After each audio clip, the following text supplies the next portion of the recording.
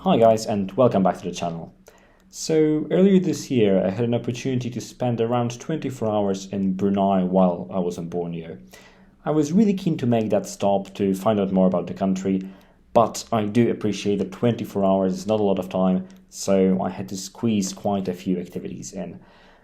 But the big question is Brunei worth visiting? Let's find out. But first, don't forget to subscribe to my channel and to the blog, which is also linked down in the description. A few quick facts about the country. Brunei is a Muslim absolute monarchy ruled by the Sultan, and it's important to do your research to avoid surprises. Follow the rules and be respectful. No alcohol, no smoking in public.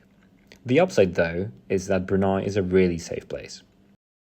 The population of Brunei is quite small at below 500,000 people. But Brunei is a fairly rich country with a GDP per capita above $30,000, so a similar level to Spain, for example. Bruneians pay no income, sales or value-added tax, which is pretty great if you ask me. Brunei gained its wealth from petroleum and natural gas, which actually gave it the second highest Human Development Index score in Southeast Asia, just after Singapore. And last but not least, Brunei is a member of the Association of Southeast Asian Nations, ASEAN.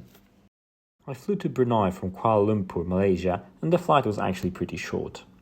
I tried taking a bus to the city centre, but I failed miserably and realized that the public transportation is maybe not as popular as in some other places. So I ended up taking a taxi to the city centre, which was not very cheap. It was around 20 to 25 Brunei dollars, which is more or less 13 to 16 pounds, or 16 to 20 US dollars.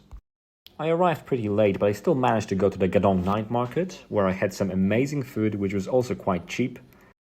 I started day 2 with a walk to Gadong Mall, just to check it out and get some accessories.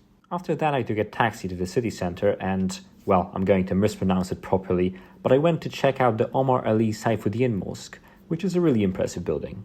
After that I went on a boat ride, first to see the proboscis monkeys, and I actually managed to spot a few. On the way back I saw the water village, Kampong Ayer, which is home to 17,000 people. As far as I remember, they have their own fire station, police and schools at different levels, and apparently the newest part was built around 20 years ago, so actually fairly recently. After the boat ride I went on a city walk and I had some local food, which is really quite decent. Finally I made it back to Gadong and went to the food market one last time before going to the airport. Let me throw in a few general tips and observations. On the topic of money, card payments were actually generally available, which was great. But when it comes to ATM withdrawals, those were usually not free, with the exception of BIBD Bank, which I believe was the only one which did not charge me at all.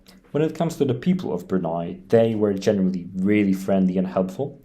One example is when I went to a mobile phone shop to replace my SIM card. So I had a UK SIM card, but I had bought a Malaysian one at the airport in Kuala Lumpur. The shop owner gave me that pin that you need to take your SIM card out for free, which was great. Pretty much everyone I interacted with spoke at least some English, which was really, really helpful. When I was at the market, random people would approach me and ask me where I was from and what I was doing in Brunei and whether I liked it, which was really, really pleasant.